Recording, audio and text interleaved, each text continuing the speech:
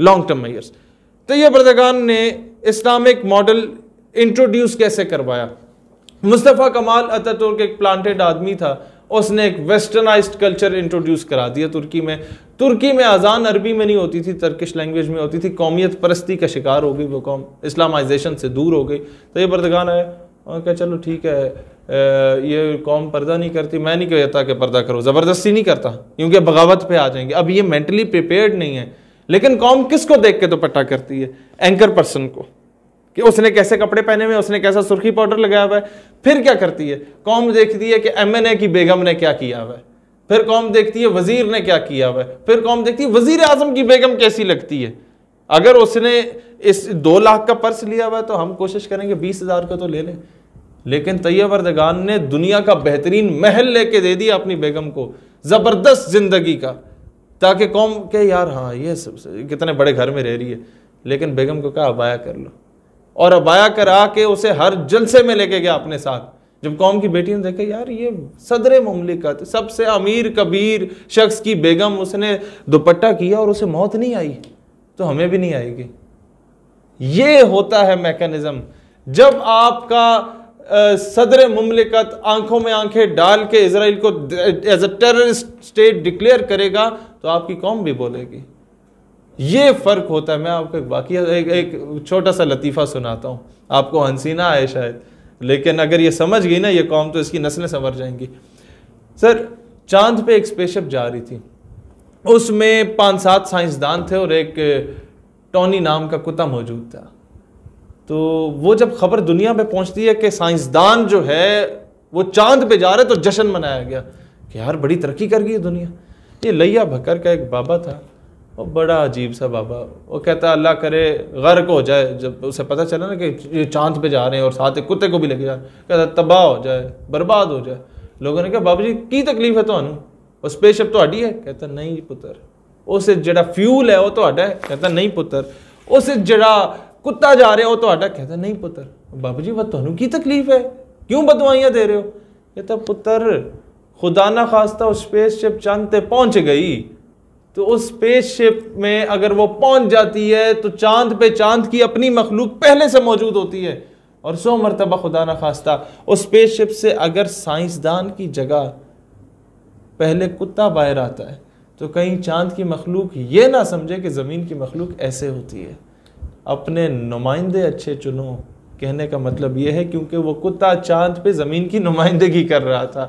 जब वो जाके भीख मांगेंगे अक़वाम आलम के सामने, जब वो जाके कशकोल फैलाएंगे और कहेंगे कि अमेरिका साहब आप हमारे बाप हैं, कश्मीर हमें ले दो, तो दुनिया आपको बगैरत कहेगी। यही तो सवाल है कि हम हकीकी मैनों में आज़ाद नहीं है। तो नज़रिया पाकिस्तान की जरूरत क्यों थी? मैं आपको ये बात बता रहा हूँ सर, मसला ये है जब तक कीमे वाले नान और बिरयानी की प्लेट पे ये कौम अपने ज़मीर का सौदा करेगी, जब तक ये तमाशबीन कौम जहाँ बंदर को मदारी नचाते है उधर तमाशे लगाएगी, जब तक ये दांतों के जलसों पे जाके पूरे पूरे पैसे नोट उल देगी, जब तक ये बटेरों को, कुत्तों को और कुकड़ों को लड़वाने की कोशिश करेगी और उसमें समझेंगे कि हम बहुत बड़े नवाब वडेरे बन गए हैं, कौम का मुस्तकबिल तो तब्दील नहीं होगा। कैसे? आपका ही सवाल है ना? जी कैसे? सर, आपका तालीमी निसाब जब तक आपको मोहम्मद बिन कासिम, टीपू सुल्तान, सलाहुद्दीन अयूबी, नूरुद्दीन जंगी, तारिक बिन ज़ियाद नहीं पढ़ाता, निज़ाम आपका बेहतर नहीं हो सकता। आपका मुल्क इस्लामी रियासत है, ला इलाहा इल्लल्लाह मुहम्मद रसूलुल्लाह पे बना है, सारा निसाब आपके पास है, आपने इम्प्लीमेंट करना है। इम्प्लीमेंट कौन करवाएगा? हम नौजवानों की स्टेज पे बात नहीं करेंगे, हम करेंगे। हाँ। मैं आपको बताता हूँ 70 साल की आप मैं आपको बताता हूँ 70 साल का मैं रिस्पॉन्सिबल हूँ। आपने तो पूरी आवाम के लिए देखिए, मैं आवाम का क्या, तमाशबीन कौम का मैं रिस्पॉन्सिबल हूँ। नहीं, अब मैं आपसे ये बात पूछना चाह रहा हूँ कि जो 70 साल में हमारे मजहबी लीडर भी हैं, हमारे लोग हैं, मैं उनका रिस्पॉन्सिबल नहीं हूँ। वो मजहबी लीडर जो मेजॉरिटी थी वो एक स्कूल ऑफ थॉट के लीडर थे। वो कौन से तमाम मजहब के लीडर थे? वो तो 1.5 इंच की मस्जिद बना के उसके लीडर थे। उन्होंने कौन सा काम किया? आप असल में ये पूछना चाह रहे हैं कि अब इसका हल क्या है? मैं वही बता रहा हूँ। आपको नजर आ रहे हैं। मैंने आप 8 साल तहरीक चलाई, तालीमी निसाब में तरमीम करो, मिस्टर चिप्स को हटाओ, सिंड्रेला को हटाओ। जब नहीं हुआ ना, मैंने हर दरवाजे पे दस्तक दी। जब नहीं हुआ ना, मैंने कहा चलो ठीक है, गवर्नमेंट कुछ नहीं करती, मैं क्या करूँगा। मैंने और हमारी एक बहन है पलवशा सईद साहिबा, शी इज़ फ्रॉम टमन चकवाल, हम दोनों ने मिल के नज़रियात के नाम पर एक किताब लिखी। उसमें हमने लिखा कि तारिक बिन ज़ियाद 10 गुना बड़ी फौज के सामने जब गया तो वापसी का रास्ता कश्तियों के जरिए, समंदर के जरिए था, तो उसने कश्तियों को आग लगा दी कि या गाजी हूँगा या शहीद हूँगा। और वो किताब आला हुकाम को भी भिजवाई और इस मुल्क के 60,000 तलबा को और तालिबात को मुफ्त में तकसीम की। This is what we can do while remaining in our own personal and humble capacity. उस किताब में मैंने लिखा कि 17 साल की उम्र में एक बहन के खत पे मोहम्मद बिन कासिम आके सिंध को फतह कर जाता है।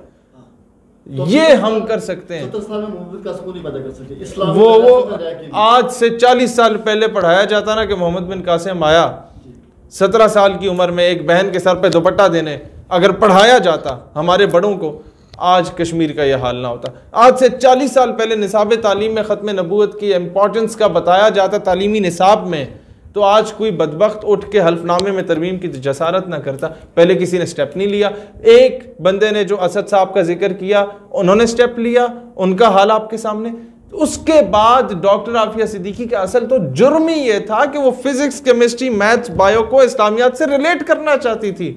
उसका जुर्म ये तो नहीं था बंदूक तान ली। बंदूक और कितने अफगानियों ने तानी है, उनको तो मार दिया। आफिया सिद्दीकी को उठा के निशाने इबरत के लिए आपने 17 साल से रखा हुआ है, यही बताने के लिए कि दोबारा अगर इनकी जो लय है, नगमा तो हिंदी है, लय तो हिजाजी है मेरी, वो हटा के दोबारा फरंगी कर दो। इसे फ़िक्र अरब को दे के फरंगी तखय्युलात, इस्लाम को हिजाज़ो यमन से निकाल दो।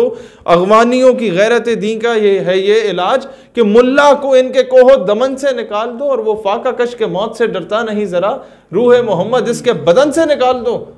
वो कैसे है कि इसके तालीमी निसाब में आप लोग गलाजत को डाल दो, only then you could be able to counter them. इसको बता दो कि ये जो नमाज पढ़ाने वाला है ये तो तुम्हारा दुश्मन है, जनाजे तो तुम्हारे हैरी पॉटर ने पढ़ाने हैं, तुम पैदा हो गए तुम्हारी कान में अजान तो माइकल जैक्सन या जस्टिन बीबर आके देगा। जब ये चीज़ें आ जाएंगी ना, कौम तमाशबीन हो जाएगी। कौम समझेगी हम जितना ज़्यादा मजीद नंगा होके फिरें हम मॉडर्न होंगे।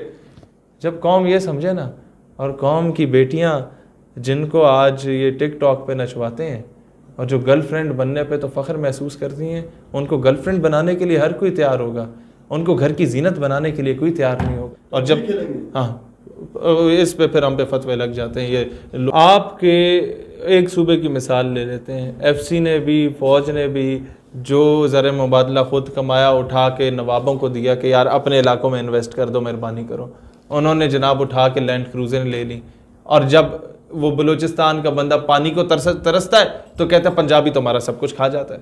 अब उस गरीब ने तो अपने डेरा बुगटी या अपने कोलू या अपने मशके से अलावा तो बाहर कुछ देखा नहीं होता, वो यही समझता है कि पंजाबी खा जाता है।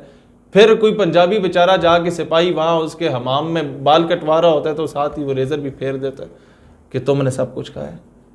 मसला ये है कि ये पंजाबी, ये पठान, ये बलोची वाला सिलसिला हमारे अंदर बैठे उन मकारों ने या उन गद्दारों ने बेड़ा गर्क किया। नंबर 1, इस सिस्टम को बेहतर करने की ज़रूरत है। आपके पास दूसरा सिस्टम कैसे बेहतर होगा गुर्बत को ख़त्म करने का? ये जो आपके झुग्गियों वाले नहीं बैठे होते बेचारे, ये मासूम औरतें जो इतने कमज़ोर बच्चे हो जाते हैं और सख्त धूप में आके ये मांग रही होती हैं, इनकी शादी होती है तो इनका कॉन्ट्रैक्ट होता है उस मर्द के साथ कि मैं इधर बैठ के जुआ खेलूंगा झुग्गी में, मैं इधर बैठ के चरस और शराब पीऊँगा, तुम्हारे साथ ये मुआहिदा कि 2000 रुपये ला के मुझे दो। अगर हम लोगों ने कोई निज़ाम बना लिया ना, हमारे इख्तियार में हुआ, तो हम उन सब लोगों को कहेंगे, झुग्गियों वालों को, अपनी औरतों को घर में बैठाओ, ये दलाली मत करो, हम तुम्हें मजदूरी देते हैं, मजदूरी करो। और अगर फिर भी उन्हें लत पड़ी हो कि अपनी बेगम की कमाई का खाना है, वो बेगम जिससे तुम लोग मज़ारे करा के वो नवाबों की ज़मीनों में भेजती और भट्टों में भेजते और वो उनके बिगड़ी हुई औलाद इन पे हाथ फेर रही होती है और इनकी इस्मत दरी कर रही होती है, अगर तुम यूं अपनी बेगमात को बेच रहे हो और ख़ुद तुम्हें मजदूरी देने के बावजूद तुम नहीं कर रहे हो, तो ऐसे लोगों को फांसी दें। माशरा आधा कौम तो काम करना ही नहीं चाहती ना, कौम आराम पसंद है, कौम काम चोर है, कौम चाहती है बना बनाया जनाब, बस इधर से भी राशन आ जाए, उधर से भी राशन आ जाए, बना बनाया मिल जाए, और फिर राशन इकट्ठा करके फिर चीनी का दे देगी, यार ये डोनेशन आई थी, ये चीनी ले लो, शैम्पू मैंने दे दो। इकबाल का सफर भी तो बयान फरमा मैं आपको एक छोटी सी